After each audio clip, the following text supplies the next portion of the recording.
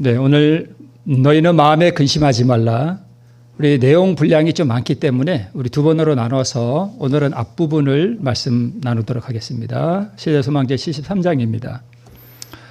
자, 우리 본문이 좀 긴데요. 좀 그래도 다 읽고 우리 말씀을 나누겠습니다. 요한복음 13장 18절로 30절에 있는 말씀입니다. 우리 성경 보실 분들은 성경 보시고 또 우리 앞에 모니터 보실 분들은 보시기 바랍니다. 저가 나간 후에 예수께서 가라사대 지금 인자가 영광을 얻었고 하나님도 인자를 인하여 영광을 얻으셨도다. 만일 하나님이 저로 인하여 영광을 얻으셨으면 하나님도 자기로 인하여 저에게 영광을 주시리니 곧 주시리라. 소자들아, 내가 아직 잠시 너희와 함께 있겠노라. 그러나 너희가 나를 찾을 터이나 그러나 내가 유대인들에게 너희는 나의 가는 곳에 올 수 없다고 말한 것과 같이 지금 너희에게도 이르노라. 새 계명을 너희에게 주노니 서로 사랑하라. 내가 너희를 사랑한 것 같이 너희도 서로 사랑하라. 너희가 서로 사랑하면 이로써 모든 사람이 너희가 내 제자인 줄 알리라. 시몬 베드로가 가로되 주여 어디로 가시나이까? 예수께서 대답하시되 나의 가는 곳에 너희가 지금은 따라올 수 없으나 후에는 따라오리라. 베드로가 가로되 주여 내가 지금은 어찌하여 따를 수 없나이까? 주를 위하여 내 목숨을 버리겠나이다. 예수께서 대답하시되 네가 나를 위하여 내 목숨을 버리겠느냐? 내가 진실로 진실로 내게 이르노니 닭 울기 전에 내가 3번 나를 부인하리라. 너희는 마음에 근심하지 말라. 하나님을 믿으니 또 나를 믿으라. 내 아버지 집에 거할 곳이 많도다. 그렇지 않으면 너희에게 일렀으리라. 내가 너희를 위하여 초소를 예배하러 가노니 가서 너희를 위하여 초소를 예배하면 내가 다시 와서 너희를 내게로 영접하여 나 있는 곳에 너희도 있게 하리라. 내가 가는 곳에 그 길을 너희가 알리라. 도마가 가로되 주여 어디로 가시는지 우리가 알지 못하거늘 그 길을 어찌 알겠삼나이까? 예수께서 가라사대 내가 곧 길이요 진리요 생명이니 나로 말미암지 않고는 아버지께로 올 자가 없느니라. 너희가 나를 알았다면 내 아버지도 알았으리라. 이제부터는 너희가 그를 알았고 또 보았느니라. 빌립이 가로되 주여 아버지를 우리에게 보여주옵소서. 그리하면 족하겠나이다. 예수께서 가라사대 빌립아, 내가 이렇게 오래 너희와 함께 있으되 너희가 나를 알지 못하느냐? 나를 본 자는 아버지를 보았거늘 어찌하여 아버지를 보이라 하느냐? 나는 아버지 안에 있고 아버지는 내 안에 계신 것을 내가 믿지 아니하느냐? 내가 너희에게 이르는 말이 스스로 하는 것이 아니라 아버지께서 내 안에 계셔 그의 일을 하시는 것이라. 내 이름으로 무엇이든지 내게 구하면 내가 시행하리라. 너희가 나를 사랑하면 나의 계명을 지키리라. 내가 아버지께 구하겠으니 그가 또 다른 보혜사를 너희에게 주사 영원토록 너희와 함께 있게 하시리니 저는 진리의 영이라. 세상은 능히 저를 받지 못하나니 이는 저를 보지도 못하고 알지도 못함이라. 그러나 너희는 저를 아나니 저는 너희와 함께 거하시며 또 너희 속에 계시겠습니다. 네, 오늘 이 73장에 나오는 너희는 마음에 근심하지 말라 하는 부분 중에서 앞부분, 이 부분을 크게 두 가지로 나누면 이제 떠나시려고 하는 보혜사와 이제 곧 오실 또 다른 보혜사에 대해서 크게 두 부분으로 나누고 있습니다. 짐작하시겠지만 이제 떠나시려는 보혜사는 누군죠? 예수님이시고 이제 그분이 보내실 또 다른 보혜사는 성령 하나님이세요. 그러니까 오늘 본문에서도 이렇게 구분돼서 나타나죠.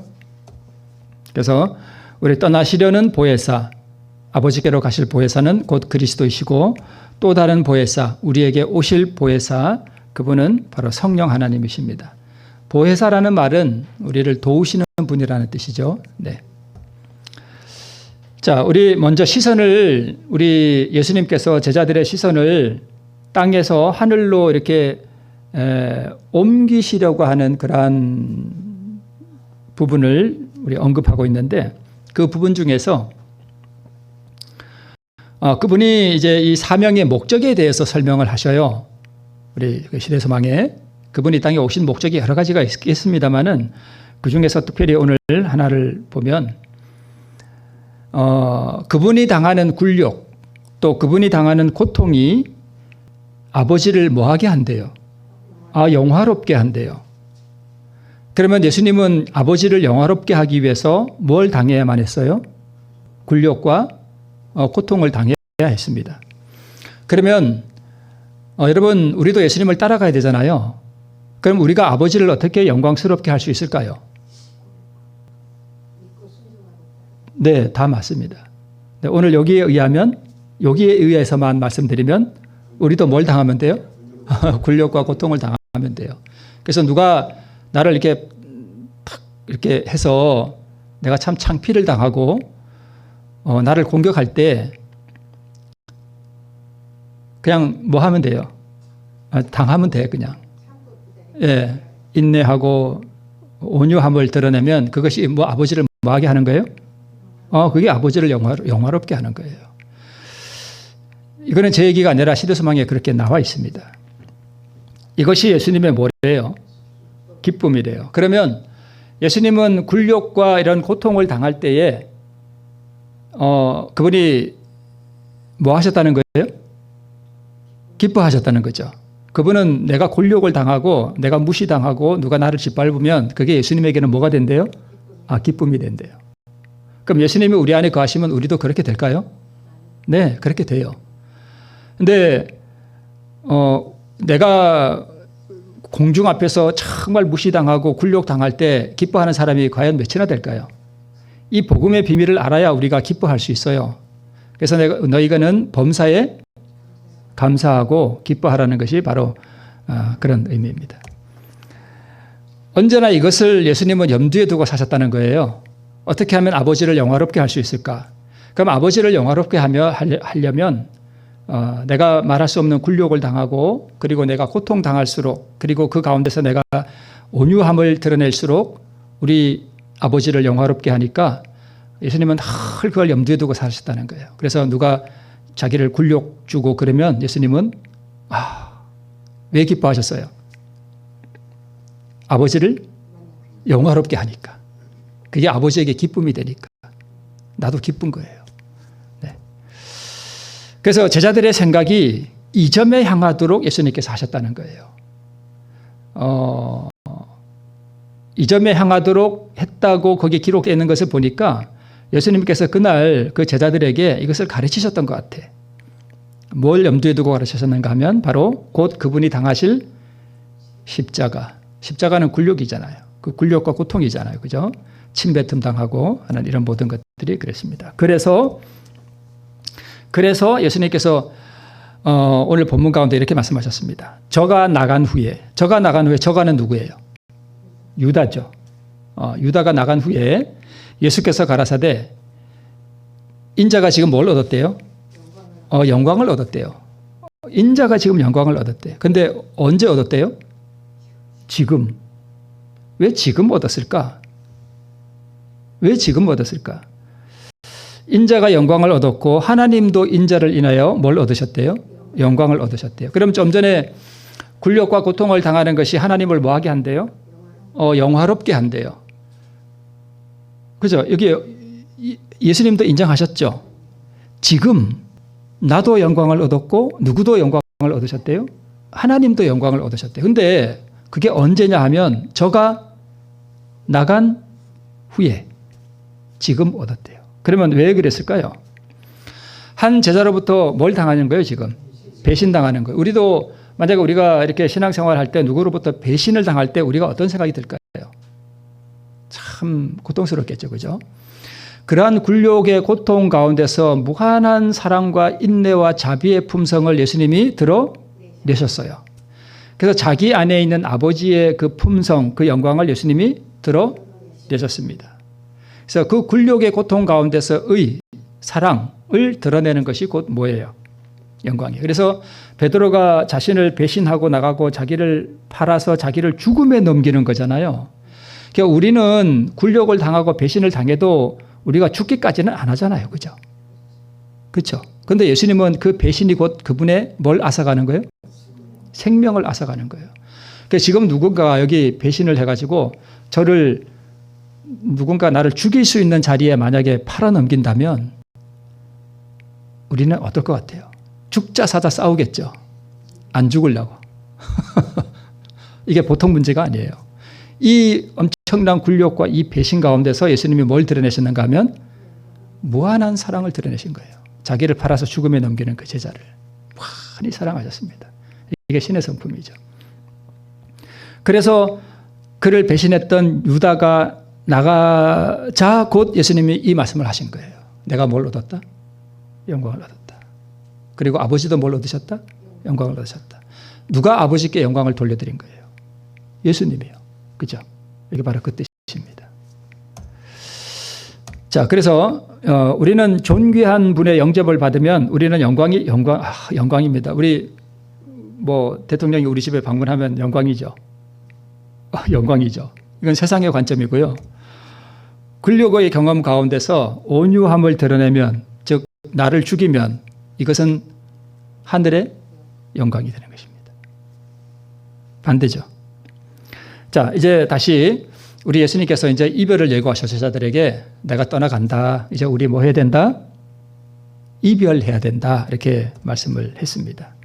그런데 세종 예식을 통해서 정말 겸비하게 된 이 제자들은 회개했어요. 그때 정말 진심으로 회개했습니다. 회개하고 나서 이 제자들의 마음 가운데 들었던 그 생각이 뭐냐 하면 예수님이 자기들의 생명보다 더 뭐하다? 소중하다고 느꼈습니다. 이게 회개한 사람들의 특징이에요.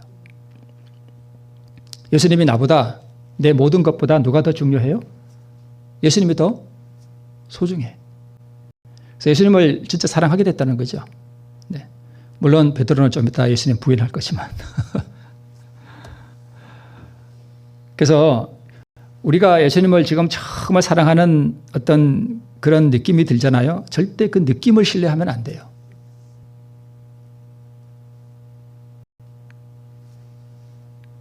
자, 생명보다 소중한 예수님이 이제 이별할 거라 그러니까 기분이 침울해졌습니다. 그죠?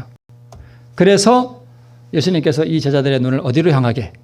하늘로 향하게 하셨다는 말씀입니다. 곤경으로 침울해 있는 자들에 대한 사단의 술책이 가장 큰 성공을 거둔다는 사실을 예수께서 아셨기 때문에, 자,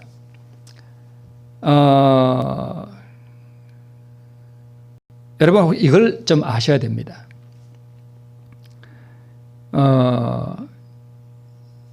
교회 안에서 사단이 가장 공격하는 대상이, 집중되는 대상이 누굴까요? 수석 장로일까요? 예, 접니다.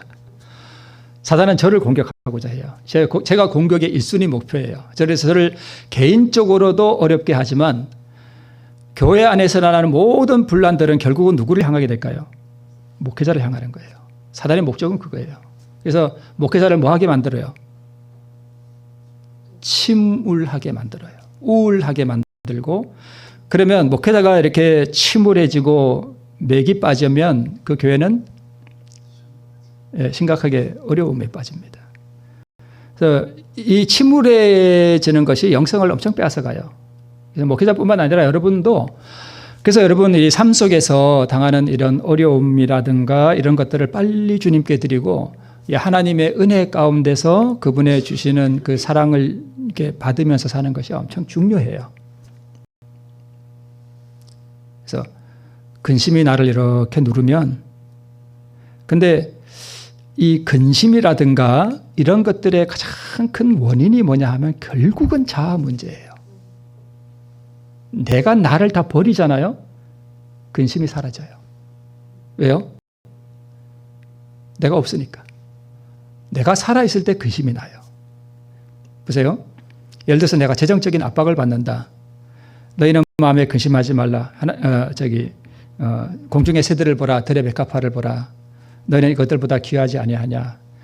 먼저 그의 나라와 그의 일을 구하라. 그러면 이 모든 것을 너에게 더하시리라. 내가 없어지고 하나님의 말씀을 신뢰하면 근심이 사라져요.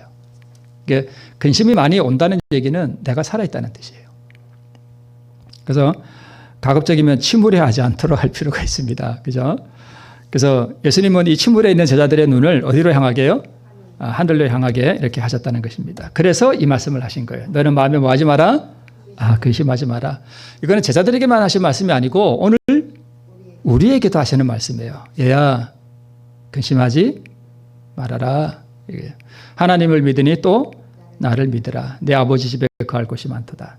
내가 너희를 위하여 처소를 예비한다. 그래서 처소가 예비되면 다시 너희를 내게로 영접하겠다. 이렇게 약속의 말씀을 하시면서 이 제자들의 눈이 하늘로 향하도록 이렇게 하셨습니다. 우리 이 부분을 우리 영감의 글에 이렇게 기록하고 있습니다. 예수께서 제자들을 위하여 이제 하늘에 가셔서 뭘 짓고 계시는 동안, 큰 저택들을 짓고 계시는 동안 제자들은 거룩한 모습을 따라 품성을 건설해야만 하였다. 근데 여기 큰 저택들을 짓고 계시는 동안 그랬는데, 그러면 예수님이 이 집들을 다 지으면 오신다는 거 아니에요? 그렇죠? 근데 예수님이 집 짓는데 2000년이나 걸렸어.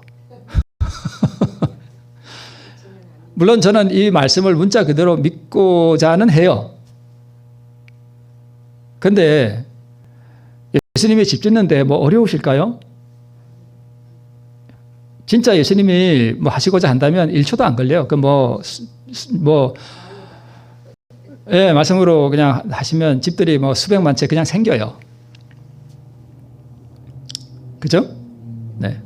그래서 여기 큰 저택들을 우리가 조금 더 보면, 우리 고린도전서 3장 9절에 보면 우리는 하나님의 동역자들이요 너희는 하나님의 밭이요 하나님의 집이라. 그래서 사실 이걸 좀 영적으로 적용해서 하나님께서 짓는 그 집은 하늘에 우리가 장차 들어가서 살 그런 집이 아니라, 물론 그런 집일 수도 있지만 사실은 뭔 집을 짓고 싶어 하시냐면 우리 마음의 집, 즉 우리의 품성을 예수님과 같이 만드는 그 사업을 우리 하나님께서, 예수님께서 하늘에 가서 하신다라고 보는 게 더 정확해요.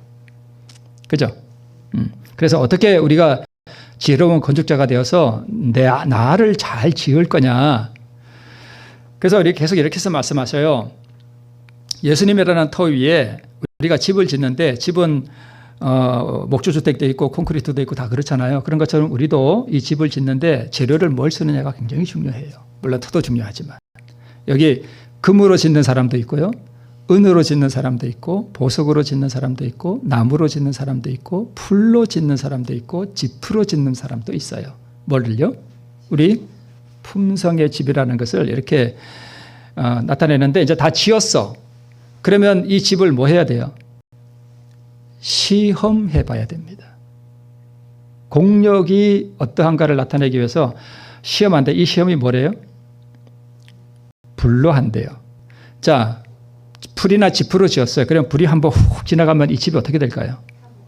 네. 이 불이 뭘 상징할까요?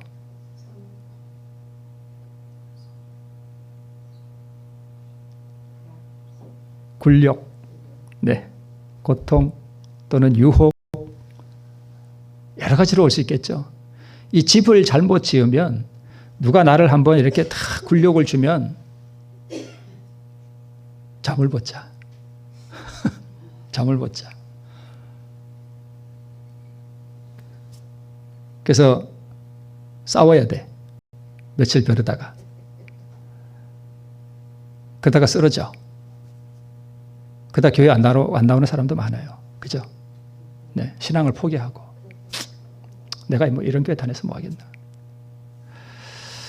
불이 우리의 공력을 시험한다는 것입니다. 내가 짓는 집이 지금 어떤 집인가 하는 것을 그렇게 한다는 것입니다. 그러므로 예수께서 짓는 대저택은 물론 하늘의 집일 수도 있지만 그것보다는 우리의 품성이라는 큰 집을 짓는 분임을 우리에게 보여주고 있습니다. 자, 도마가 이제 두 번째 이렇게 말합니다. 아버지를 우리에게 보여주소서 그랬더니,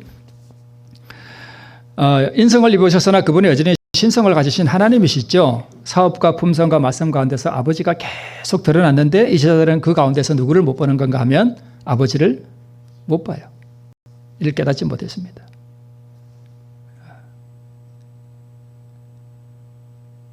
예수님은 아버지를 드러내시고 성령 하나님은 누구를 드러내시기 위해서 역사하시는가 하면 예수님을 드러내기 위해서 역사하셔요.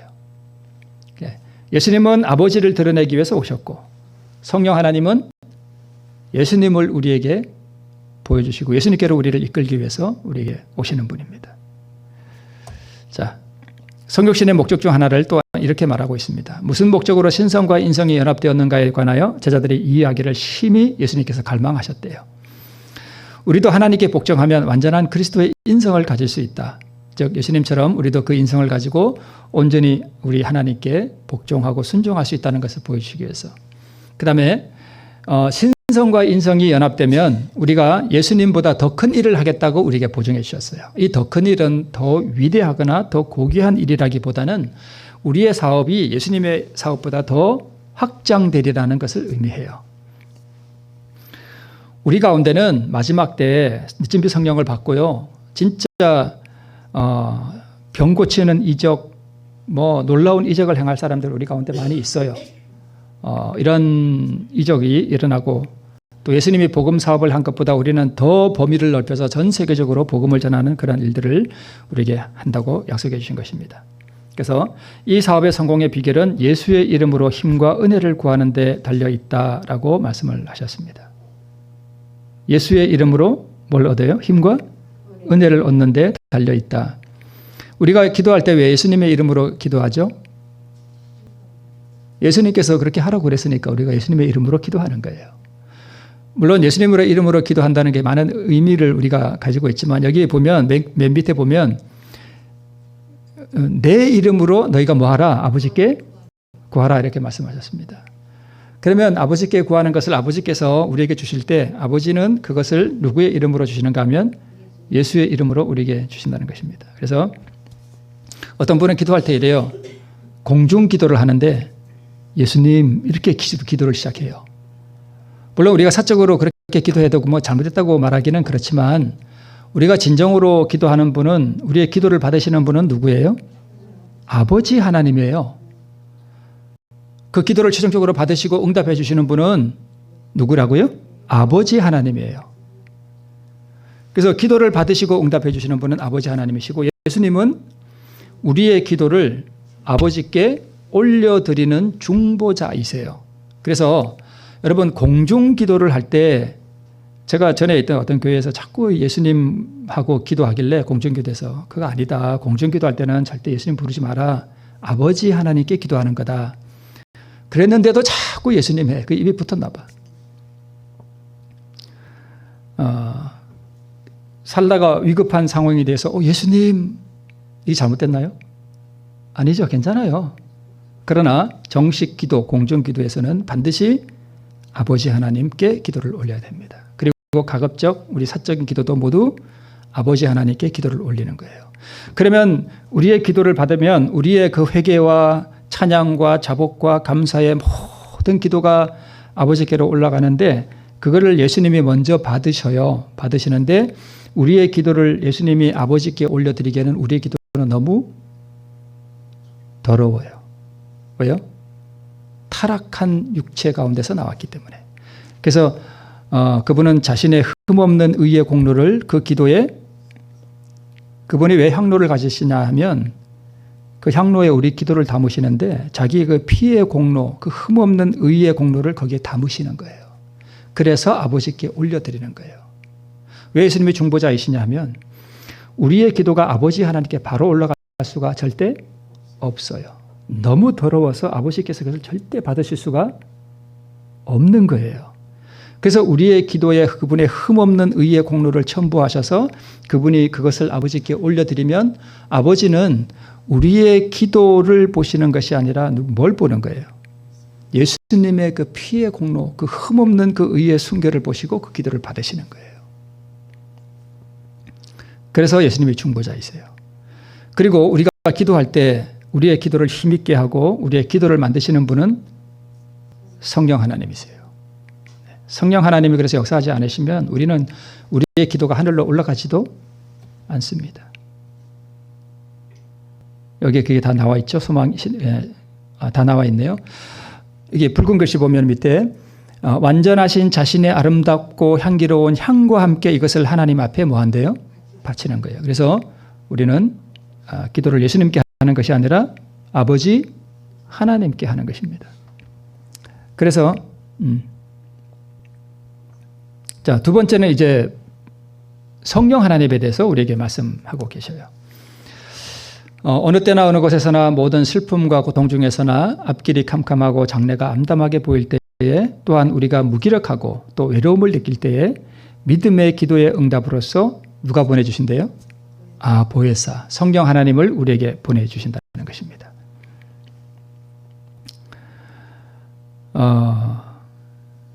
믿음의 기도, 슬픔과 고통이 또는 캄캄하고 장래가 암담하게 보이는 그러한 상황에서도 우리가 그 모든 것을 넘어서 우리를 도우시고 우리에게 능력 주실 수 있는 우리 아버지 하나님, 또 우리 예수 그리스도, 그분을 바라보는 그 믿음으로 우리가 기도를 드릴 때에 우리를 돕기 위해서 보혜사 성령 하나님께서 우리에게 보내주신다는 사실을 우리가 믿으시기를 바랍니다. 자, 하나님의 말씀을 통하여 역사하시는 진리의 성령으로 말미암아 당신의 택하신 백성을 자기에게 복종하게 하신다. 계속해서 이렇게 말씀하고 있습니다. 어떤 분이 성령을 받기 위해서 산에 가서 40일 동안 매일 기도만 하면 성령께서 역사하시는가 하면 안 하셔요. 자칫하면 다른 영이 와요. 약간 이게 미쳐버릴 수도 있습니다. 왜 그러냐면 성령께서는요 반드시 뭘 통해서 역사하시는가 하면 진리의 말씀을 통해서 역사하셔요. 그래서 진리의 성령은 꼭 기록된 예수님의 말씀, 하나님의 말씀을 통해서 우리에게 역사하시지 어디 혼자 산에 가서 40일 기도한다고 그분이 역사하시지는 않는 것입니다. 자, 죄는 신성의 제3위의 강력한 작용을 통하여만 물리칠 수 있고 이겨낼 수 있다라고 말씀하고 있습니다.